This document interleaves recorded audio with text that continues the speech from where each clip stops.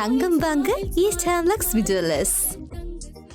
வணக்கம், இது ஐபிசி தமிழின் இன்றைய முக்கிய செய்திகள். முதலில் தலைப்புச் செய்திகள். அனுரவின் அரசியலில் குறுக்கிடும் சர்வதேச நாடுகள் மீண்டும் அடிவாங்குமா இலங்கை பொருளாதாரம்? யாழில் அச்சத்தை ஏற்படுத்தும் திடீர் காய்ச்சல், 3 நாட்களில் 4 உயிரிழப்பு. அனுரவின் இப்படியொரு நிலையா? பொய்கூறி மாட்டிக்கொண்ட சபாநாயகர். வைத்தியசாலைக்குள் அத்துமீறி நுழைந்து இடையூறு செய்த அர்ஜுனா, பணிப்பாளர் அதிரடி நடவடிக்கை. வங்கிக் கணக்கை ஊடுருவி பாரிய பண மோசடி, சிஐடியிடம் சிக்கிய சந்தேக நபர். சிரியாவில் ஆட்சி கவிழ்ப்பு, கனடா பிரதமர் மகிழ்ச்சி. தேங்காய் தட்டுப்பாடு எதிரொலி, அதிகரிக்க போகும் சிற்றுண்டிச்சாலை உணவு விலைகள். தென்கொரிய ஜனாதிபதிக்கு பயண தடை விதிப்பு.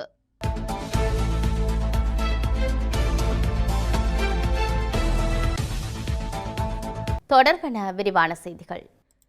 இலங்கையில் தற்போது நடைபெற்றுள்ள ஆட்சி மாற்றத்தை யார் கையகப்படுத்துவது என்பது தொடர்பில் சர்வதேச நாடுகளுக்கு இடையில் கடும் போட்டி நிலவுவதாக பிரித்தானிய ராணுவ ஆய்வாளர் அருஸ் தெரிவித்துள்ளார். குறித்த விடயத்தை ஊடகம் ஒன்றுக்கு தெரிவிக்கும் போதே அவர் தெரிவித்துள்ளார். அமெரிக்கா தொடர்ந்தும் இலங்கையுடன் ஒரு தொடர்பை நீடித்துக் கொண்டே இருக்கின்றது. இவ்வாறு கிடைக்கும் சிறிய சிறிய சந்தர்ப்பங்களிலும் இலங்கையுடனான தனது உறவை வலுப்படுத்த அமெரிக்கா, இந்தியா மற்றும் சீனா ஆகிய நாடுகள் முயற்சித்துக் கொண்டே இருக்கின்றன என அவர் சுட்டிக்காட்டியுள்ளார்.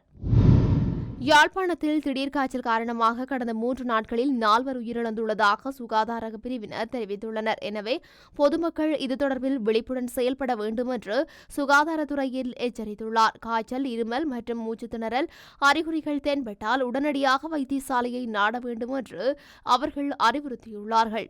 காய்ச்சல் காரணமாக வைத்தியசாலைகளில் சேர்க்கப்பட்ட இவர்கள் நோய் திடீரென தீவிரமடைந்தமை உயிரிழந்திருக்கின்றார்கள். இவர்களின் சுவாச தொகுதி கடும் பாதிப்பு அடைந்துள்ளமை மருத்துவ அறிக்கைகளில் தெரிய வந்துள்ள நிலையில் இவர்களின் உயிரிழப்புக்கு எலிக்காய்ச்சல் அல்லது உன்னிக்காய்ச்சல் காரணமாக இருக்கலாம் என்ற சந்தேகம் ஏற்பட்டிருக்கின்றது. பருத்தித்துறையைச் சேர்ந்த 40 வயதுடைய குடும்பஸ்தர் ஒருவர் சாதாரண காய்ச்சல், இருமல் அறிகுறிகளுடன் பருத்துறை ஆதார வைத்தியசாலையில் சேர்க்கப்பட்டிருந்தார். அதேபோன்று வரணியைச் சேர்ந்த 60 வயதுடைய குடும்பஸ்தர் ஒருவர் காய்ச்சல், மூச்சு திணறல் அறிகுறிகளுடன் பருத்தித்துறை ஆதார வைத்தியசாலையில் சேர்க்கப்பட்டிருந்தனர். அதேவேளை காய்ச்சல், இருமல் அறிகுறிகளுடன் கிளிநொச்சி மாவட்ட பொது வைத்தியசாலையில் 28 வயதுடைய இளைஞர் ஒருவர் சேர்க்கப்பட்டிருந்தார். நாவற்குழியைச் சேர்ந்த 20 வயதுடைய இளைஞர் ஒருவர் காய்ச்சல், இருமல் அறிகுறிகளுடன் யாழ்ப்பாணம் போதனா வைத்தியசாலையில் சேர்க்கப்பட்டிருந்தார். சாதாரண காய்ச்சல் நிலைமையை இருந்தவர்களுக்கு இவர்கள் திடீரென நோய் தீவிரத்தன்மை அதிகரித்ததை அடுத்து அதிதீவிர சிகிச்சை பிரிவில் சேர்க்கப்பட்டனர். பருத்தித்துறை மற்றும் கிளிநொச்சி வைத்தியசாலையில் சேர்க்கப்பட்டிருந்தவர்கள் மேலதிக சிகிச்சைக்காக யாழ்ப்பாணம் போதனா வைத்தியசாலைக்கு மாற்றப்பட்டனர். அங்கு நோய்த்தன்மை சடுதியாக தீவிரமடைந்ததை அடுத்து சிகிச்சை பெற்று வந்த 4 உயிரிழந்தனர். இவர்களின் உயிரிழப்புக்கு எலிக்காய்ச்சல் அல்லது உன்னிக்காய்ச்சல் காரணமாக இருக்கலாம் என்று சந்தேகிக்கப்படுகின்றது. அல்லது ஏதேனும் வைரஸ் தொற்று காய்ச்சலாக இருக்கலாம் என்று கருதப்படும் நிலையில் உயிரிழந்தவர்களின் உடல் கூற்று மாதிரிகள் சட்ட மருத்துவ அதிகாரியால் மேலதிக சோதனைகளுக்காக கொழும்புக்கு அனுப்பப்படவுள்ளமை குறிப்பிடத்தக்கது. சபாநாயகர் அசோக ரன்வலவின் கலாநிதி பட்டம் தொடர்பான தகவல்கள் நாடாளுமன்ற இணையத்திலிருந்து நீக்கப்பட்டுள்ளது. தேசிய மக்கள் சக்தி அரசாங்கம் பதவிக்கு வந்த பின்னர் நடைபெற்ற நாடாளுமன்ற தேர்தலில் ஹம்பக மாவட்டத்தில் போட்டியிட்ட அசோக ரன்வல வெற்றி பெற்று நாடாளுமன்ற உறுப்பினராக தெரிவாகியிருந்தார். அவர் நாடாளுமன்ற தேர்தலில் போட்டியிடுவதற்காக தாக்கல் செய்த வேட்புமனுவில் தன்னை ஒரு கலாநிதியாக குறிப்பிட்டிருந்தார். எனினும் சபாநாயகர் அசோக ரன்வல குறிப்பிடுவது போன்று அவர் மொரட்டுவ பல்கலைக்கழக பட்டதாரியோ, ஜப்பானிய பல்கலைக்கழகத்தின் முன்னவர் பட்டம் பெற்றவரோ இல்லை என்று அண்மை காலமாக பல்வேறு சர்ச்சைக்குரிய தகவல்கள் வெளியாகியிருந்தன. குறித்த தகவல்கள் உண்மையாக இருக்கும் பட்சத்தில் சபாநாயகர் பதவி விலக வேண்டும் என்று பல்வேறு தரப்புகளும் வலியுறுத்தியிருந்தன. இந்த நிலையில் நேற்றைய தினம் தொடக்கம் நாடாளுமன்ற இணையத்தில் சபாநாயகரின் விவரங்கள் தொடர்பான பக்கத்தில் அவரது கலாநிதி பட்டம் தொடர்பான விவரங்கள் நீக்கப்பட்டுள்ளது. இதுவரையும் கலாநிதி கௌரவ அசோக ரன்வல என்று குறிப்பிட்டிருந்த அவர் கலாநிதி பட்டமின்றி கௌரவ அசோக ரன்வல என்று குறிப்பிட்டுள்ளார். நாடாளுமன்ற உறுப்பினர் ராமநாதன் அர்ச்சுனாவுக்கு எதிராக யாழ்ப்பாணம் காவல் நிலையத்தில் முறைப்பாடொன்று பதிவு செய்யப்பட்டுள்ளதாக தகவல்கள் வெளியாகியுள்ளது. குறித்த முறைப்பாடானது யாழ்ப்பாணம் போதனா வைத்தியசாலையின் பணிப்பாளர் வைத்தியர் சத்தியமூர்த்தியினால் அளிக்கப்பட்டுள்ளது. யாழ்ப்பாணம் போதனா வைத்தியசாலைக்குள் நாடாளுமன்ற உறுப்பினர் அர்ச்சுனா அனுமதியின்றி பிரவேசித்து தமது கடமைகளுக்கு இடையூறு விளைவித்ததுடன் தம்மை அச்சுறுத்தியதாக வைத்தியர் சத்தியமூர்த்தியினால் முறைப்பாடு அளிக்கப்பட்டுள்ளது. இந்த நிலையில் இந்த விடயம் தொடர்பில் விசாரணைகளை முன்னெடுப்பதற்கான ஏற்பாடுகளை மேற்கொண்டுள்ளதாக யாழ் காவல்துறை தெரிவித்துள்ளது. நுகேகொட பிரதேசத்தில் உள்ள நபர் ஒருவரின் வங்கிக் கணக்கை ஊடுருவி அந்த கணக்கிலிருந்து 40 லட்சம் ரூபாய் மோசடி செய்த குற்றச்சாட்டில் நபர் ஒருவர் கைது செய்யப்பட்டுள்ளார். இந்த நிலையில் கைது செய்யப்பட்ட சந்தேக நபர் 19ஆம் தேதி வரை விளக்கமறியலில் வைக்குமாறு கொழும்பு பிரதான நீதவான் திலினகமகே உத்தரவிட்டுள்ளார். கலன்வ பிரதேசத்தைச் சேர்ந்த நபர் ஒருவருக்கே குறித்த உத்தரவு பிறப்பிக்கப்பட்டுள்ளது. நுகேகொட திலகரட்னம் மாவட்ட பிரதேசத்தைச் சேர்ந்த ஒருவர் குற்றப்புலனாய்வு திணைக்களத்தின் கணனி குற்றப்புலனாய்வு பிரிவில் செய்த முறைப்பாட்டின் அடிப்படையில் சந்தேக நபர் கைது செய்யப்பட்டு நீதிமன்றில் படுத்தப்பட்டுள்ளார். சந்தேக நபரை நீதிமன்றில் முன்னிலைப்படுத்திய விசாரணை அதிகாரிகள் மேற்படி முரண்பாட்டாளர்கள் காணி விற்பனைக்காக இணையத்தில் விளம்பரம் செய்ததாகவும் அதனை பெற்றுக் கொள்வதற்காக கூறி முறைப்பாட்டாளர்களின் கணக்கு இலக்கங்களை சந்தேக நபர் பெற்றுக்கொண்டதாகவும் நீதிமன்றில் தெரிவித்துள்ளனர்.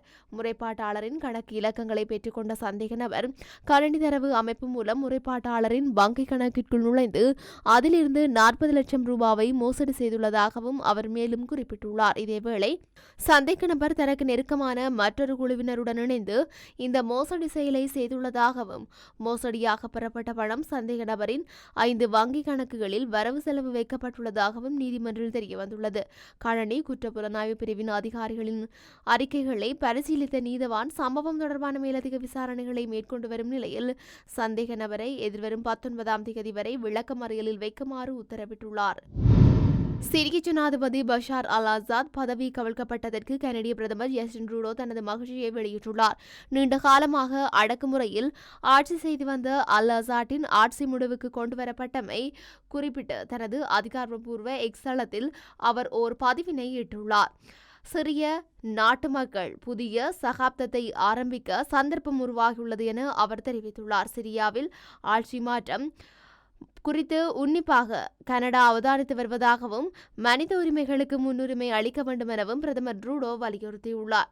இதேவேளை சிரியாவிலிருந்து தப்பியோடிய பசார் அல் ஆசாத்திற்கு ரஷ்யா அடைக்கலம் அளித்துள்ளமை குறிப்பிடத்தக்கது.